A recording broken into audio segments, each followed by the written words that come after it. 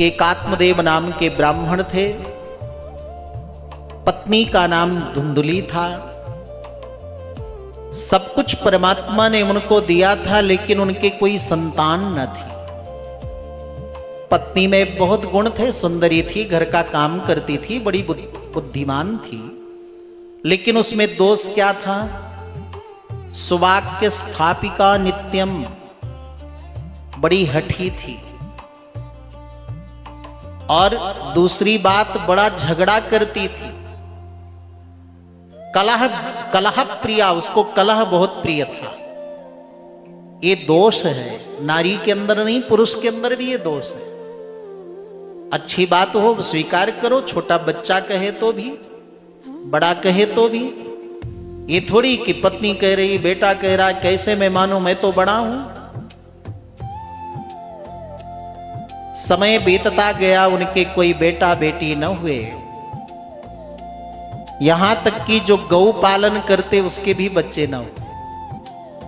पेड़ लगाया, उसमें फल फूल न आए, तो दुनिया के लोगों को जानते हो, लोग और चिढ़ाने लगे, कैसे अभागे, तुम्हारे कोई संतान नहीं, गौ पाले बछड़ा नहीं, पेड़ लगाए फल नहीं। बेचारा आत्मदेव दुखी होकर वन में चला गया, रोने लगा, व्याकुल हो गया। तो वहां एक सबको बताने के लिए घटनाएं हैं, एक कथाएं हैं कि आपके जीवन में शिक्षा मिले। एक सन्यासी वहां आए, आत्मदेव ने अपनी सारी कथा व्यथा बताई। महात्मा ने बहुत समझाया, लेकिन आत्मदेव के कुछ समझ में नहीं आया। आत्मदेव ने कहा, आप तो महात्मा हो, सन्यासी हो, आपको गृहस्थ का क्या मालूम? संतान के बिना परिवार, धन धान्य, कुटुंब, महल सब कुछ व्यर्थ है, फीका है। तो महात्मा ने कहा, तुम इस जन्म में पुत्र चाहते हो, लेकिन मैं तुम्हारे ललाट की रेखा देखकर बताता हूं, सप्त जन्मावधि तव पुत्रम नैव च नैव चा। 7 जन्म तेरे कोई संतान न होगी। आत्मदेव महात्मा के चरणों में सिर पटक कर रोने लगा और कहा, मैं आपके सामने प्राण त्याग दूंगा, आप समर्थ हो, आप मुझे आशीर्वाद दो तो 7 जन्म के भाग्य को बदल सकते हो, मुझे संतान दे सकते हो। महात्मा ने कहा, ठीक है, हम पुत्र होने का उपाय तो बता रहे हैं, लेकिन याद रखना, उस पुत्र से तुम्हें सुख मिलेगा कि दुख मिलेगा, ये गारंटी हम नहीं लेते, क्योंकि सुख दुख व्यक्ति को अपने प्रारब्ध से मिलता है। महात्मा जी ने फल दिया और आत्मदेव जी उस फल को लेकर धुंधुली पत्नी को दिए। उसने सोचा, तर्क वितर्क कुतर्क किया। फल भक्षेण गर्भस्याद गर्भेणोदर वृद्धिता, स्वल्प भक्षा ततो शक्ति ग्रह कार्यम कथम भवेत, लालने पालने दुखम प्रसूतायाश्च वर्तते, एवं कुतर्क योगेन तत्फलम नैव भक्षितम। बात कुतर्क किया। महात्मा सिद्ध है, फल दिया है, खाऊंगी, गर्भ होगा, पेट बढ़ जाएगा, भोजन कम हो जाएगा तो मैं कमजोर हो जाऊंगी, भोजन कम हुआ तो कमजोर हो जाऊंगी, घर का कार्य कैसे कर पाऊंगी,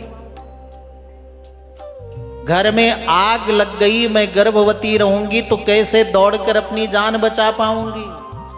और सबसे खतरनाक तो ये है, जब भागवत कथा लिखी गई कम से कम 5000 वर्ष पहले, तो ये हॉस्पिटल तो थे नहीं, नर्स वगैरह तो थी नहीं। घर के अंदर एक कमरे को प्रसूतिका गृह कहते थे। और जब कोई नारी बच्चे को जन्म देती तो कोई नर्स सेवा करने नहीं आती, बल्कि उसकी ननंद सेवा करने आती। आज धुंधुली ने कहा, मैं तो कमरे के अंदर बंद रहूंगी बच्चे के संग, मेरी ननंद आएगी, मेरे घर का जितना सोना चांदी गहना गुड़िया है ना, सब बांध कर अपने घर ले जाएगी। ननांदा सन हरे तदा, ननंद किसे कहते हैं मालूम है? भाभी बहुत सेवा करे और जो कभी प्रसन्न ना हो उसको ननंद कहते हैं। ननंदती थी ननंद। और भाभी किसे कहते हैं? बोले भाई साहब की जो चाबी हो उसी का नाम भाभी है। बहन अगर भाई से कुछ मांगे ना सहयोग तो नहीं मिलेगा, और भाभी अगर प्रसन्न हो गई, उसकी चाबी लग गई, तो भाई साहब से बहन को जो चाहिए सो मिल जाए। ऐसे अनेक कुतर्क करके उसने फल नहीं खाया, गैया को खिला दिया। और एक उसकी बहन थी जो बहुत प्रिय सहेली भी थी, उसको पटा लिया। जितना पैसा चाहिए ले लेना, तेरे संतान हो मुझे दे देना। 9वें महीने में, और अपने पेट के ऊपर कपड़े भी बांधती गई। और 9वां महीना आया तो अपनी बहन का बच्चा लेकर अपने पेट के ऊपर के सारे कपड़े हटा दिए और आत्मदेव से कहा 9 महीने मैंने धारण किया तो अपने नाम से मिलता जुलता नाम रखूंगी। तो उसने उसका नाम धुंधुकारी रख दिया। धुंधुली नाम था ना, तो अपने नाम से मिलता जुलता नाम धुंधुकारी रख दिया। और कुछ दिनों के बाद संत का दिया फल और भारतीय गैया मैया के उदर में पला हुआ एक बहुत उत्तम जीव का जन्म हुआ, जिसका नाम गोकर्ण हुआ। दोनों में बहुत अंतर। गोकर्ण पंडितो ज्ञानी धुंधुकारी महाखलः। गोकर्ण जी सुबह उठकर माता पिता को प्रणाम करते, संध्या वंदन करते, बड़ों का आदर करते, छोटों को वात्सल्य देते। और धुंधुकारी देर में उठता, माता पिता का अपमान करता, बड़ों को ढकेल देता, बच्चों को उठाकर कुआं में डाल देता, लोगों के घर आग लगा देता। इतनी शिकायतें आई कि आत्मदेव जी ने कहा मैं आत्महत्या कर लूंगा। तब पुत्र गोकर्ण ने कहा पिताजी ऐसी भूल मत करना। दुनिया में जो व्यक्ति आत्महत्या करता है उसको फिर मानव शरीर नहीं मिलता। जीवन में कितना कष्ट मिले लेकिन कभी भूल कर आत्महत्या नहीं करना। भगवान ने मानव जीवन दिया है और भगवान के इस उपहार को आपने नष्ट कर दिया, फांसी लगाकर जहर खाकर आदि आदि। फिर भगवान मानव शरीर नहीं देंगे। क्या शरीर मिलेगा? पशु, पक्षी, वृक्ष, पत्थर बने पड़े रहोगे। इसलिए दुनिया में सबसे बड़ा पाप है तो आत्महत्या। आज बेटा धर्मात्मा गोकर्ण कहता है पिताजी आप अपने को समझ लो तो किसी से दुख आपको नहीं होगा। दुनिया में कितना दुखी व्यक्ति हो, और गोकर्ण जी के 2 श्लोक की ये बात अगर अपने जीवन में उतार ले, सारे दुख व्यक्ति के समाप्त हो जाएंगे और इसी जन्म में उसे मोक्ष को प्राप्त हो जाएगा।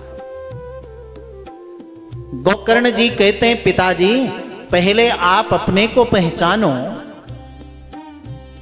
कि आप कौन हो, और जब आप अपने को पहचान लोगे तो आपको जो आपके पुत्र धुंधुकारी से दुख मिल रहा ना, बिल्कुल रंच मात्र दुख न मिलेगा।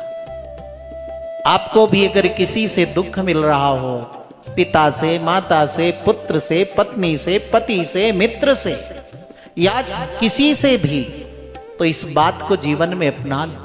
2 श्लोक में इतना विशुद्ध आत्म स्वरूप का वर्णन किया है जिसको गोकर्ण गीता कहते हैं।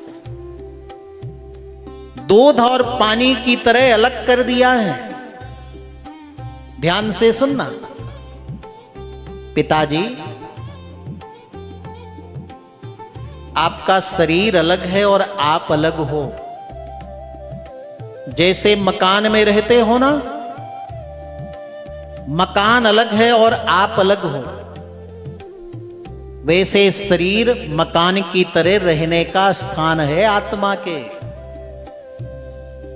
जैसे मकान में लगता है ना, लोहा की छड़ लगती है, सरिया, ईंट, मोरंग, बजरी, सीमेंट, स्ट्रक्चर खड़ा हो जाता है, वैसे इस शरीर रूपी मकान में भी हड्डियां हैं, रक्त है, मांस है, आदि आदि। और फिर मकान में प्लास्टर करते हो तो इस शरीर रूपी मकान में भी चमड़ी का प्लास्टर कर दिया गया। फिर मकान में पेंट करते हो तो इस शरीर रूपी मकान में भी पेंट हो गया, कोई गोरा, कोई सांवला, कोई काला, कोई गेहुआ रंग। जैसे वो मकान वैसे शरीर भी मकान। उस मकान में आपका शरीर रहता है और इस शरीर रूपी मकान में भगवान का अंश जीवात्मा रहता है। आत्मदेव ने कहा, बेटा कैसे पहचानूं उस आत्मा को? तो पुत्र पिता को उपदेश दे रहा है वो, और पिता स्वीकार कर रहा है। क्योंकि हितकारी वचन हो तो बेटा नौकर की भी बात सुनो, ग्रहण करो। देहे स्थि मांस रुधिरे भीमतिम त्यजत्वम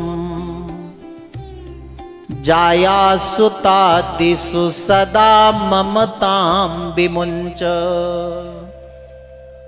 पश्यानिशं जगदिदं क्षणभङ्गनिष्ठं वैराग्यरागरसिको भव भक्तिनिष्ठः। पिताजी, आपकी सर्वाधिक आसक्ति जहां हो, आसक्ति का अर्थ जानते हो ना? बार बार जिसकी याद आवे, स्मृति आवे, बार बार आपका चित्त मन जहां जाए, समझ लेना कि आपकी आसक्ति उसी में है। सबसे ज्यादा व्यक्ति की आसक्ति कहां होती है? शरीर पर होती है। इसको कितना संभाल कर रखते, संवार कर रखते हो, कितनी इसकी सेवा करते, खिलाते पिलाते सजाते हो ना। बार बार इस शरीर की व्यक्ति को याद आती है, अरे प्यास लगी है, भूख लगी है, वो क्या क्या नहीं, दिन भर। लेकिन एक दिन क्या होगा इसका? चिता में जलने पर एक मुट्ठी राख, बस। जो एक मुट्ठी राख के रूप में ही रहने वाला है, उसकी इतनी देखभाल, उसकी इतनी चिंता। लेकिन इसके अंदर जो आत्मा है, नित्य है, शाश्वत है, सत्य है, ज्ञान रूप है, उसके बारे में कभी नहीं सोचते। आत्मदर्शन करना है पिताजी, तो इस शरीर के प्रति जो आसक्ति है उसको त्याग दीजिए। क्या है शरीर? देहे स्थि मांस रुधिरे अभिमतिम त्यजत्वम। ये शरीर हड्डियों का, मांस का, रक्त का, धातुओं का एक लोथड़ा है, पिंड है। इसके प्रति आसक्ति का त्याग करिए। अपने शरीर के बाद फिर आसक्ति किस पर होती है? पत्नी पर। जाया, जाया माने पत्नी, उसके प्रति आसक्ति का त्याग करिए। जाया सुतादिषु सदा ममतां विमुञ्च। और पत्नी के बाद आसक्ति किसकी होती है? सुत माने पुत्र की। और आदि में फिर दुकान, मकान, धन, मान, सम्मान, ये सब आ जाता है। जिनकी बार बार याद आवे, वहां से अपनी स्मृति को हटाकर सबके ममता ताग बटोरी। मानसकार कहते हैं ना, जहां जहां तुम्हारी ममता है वहां से खींचकर भगवान के चरणों में लगा दो, तो तुम्हारा इसी जन्म में कल्याण हो जाएगा। और कैसे हमें आत्मज्ञान हो? बोले सारे जगत के वस्तु को क्षणिक समझो, परिवर्तनशील समझो। वैराग्य राग रसिको भव भक्ति निष्ठा। जीवन में वैराग्य धारण करो। और क्या करें जिससे हमें आत्मबोध हो? धर्मं भजस्व सततम त्यज लोक धर्मान। लौकिक धर्मों का त्याग कर धर्म का आश्रय लो। लौकिक धर्म क्या है? किसी ने आपसे कहा, भाई साहब कथा है सुनने आइए, तो अगले ने कहा नहीं नहीं, मेरे ननिहाल में जो मेरा मामा है उसके बेटे के ससुराल के और उसके भी ससुराल में कोई विवाह हो रहा है, वहां मैं जा रहा हूं। ये ले, इतना लंबा लौकिक धर्म अपनाओगे तो अपना आत्मकल्याण कब कर पाओगे? इसलिए गोकर्ण जी कहते हैं लौकिक धर्मों को धीरे धीरे त्याग दो। और क्या उपाय है जिससे हमें आत्मबोध हो? सेवस्व साधु पुरुषान जहि काम तृष्णान। तृष्णा और काम का त्याग करके साधु पुरुषों की सेवा करो। साधु धार्मिक ज्ञानी महापुरुषों का संग सानिध्य और उनकी सेवा से भी आपको आत्मबोध हो जाएगा। और क्या उपाय है? अन्यस्य दोष गुण चिंतन मासु मुक्त्वा। और दुनिया में किसी व्यक्ति के गुण दोष का चिंतन मत करो। व्यक्ति के दोष का, दुर्गुण का चिंतन करोगे तो उससे आपको ईर्ष्या होगा, तिरस्कार की भावना होगी। और अगर किसी व्यक्ति के गुणों का चिंतन होगी तो इससे ईर्ष्या होगी। तो दुनिया में किसी व्यक्ति के गुण दोषों का चिंतन मत करो, चुगली निंदा मत करो। क्या करो? सेवा कथा रस महो नितराम पिबत्वम। भगवान की हर दिन कथा सुनो। आप कहोगे रोज तो कथा मिलेगी नहीं, तो भागवत जी निकालो, हिंदी में एक अध्याय पढ़ो। एक व्यक्ति पढ़े, घर वाले बाकी लोग बैठकर सुने। रोज करो ये काम, नहीं तो 7 दिन में करो, नहीं 15 दिन में 1 दिन करो।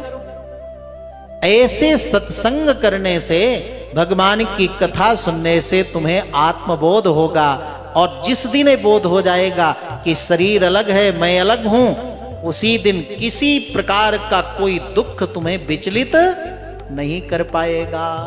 पुत्र की बात लग गई पिता आत्मदेव को, वन में चले गए।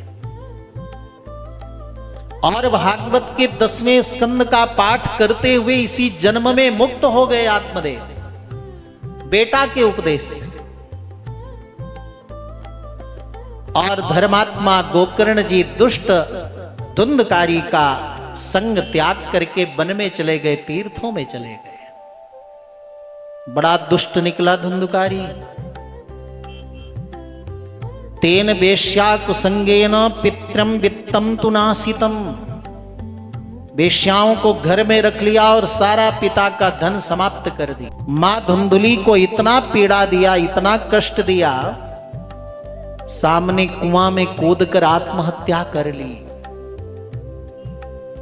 वेश्याओं ने रात में सोते हुए धुंधकारी के गले में रस्सी डालकर खींचा, फांसी लगाया, तड़पने लगा।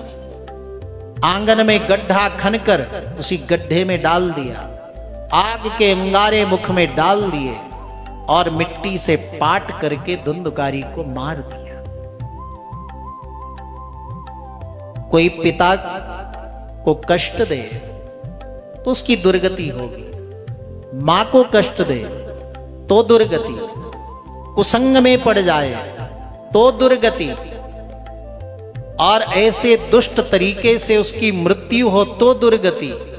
यहां धुंधकारी ने तो चारों काम, माता पिता का निरादर, धर्मात्मा गोकर्ण भराता वन में, वेश्याओं के संग और उनके हाथों से मरना, आज वह धुंधकारी प्रेत बन गया, ब्रह्म पिशाच बन गया।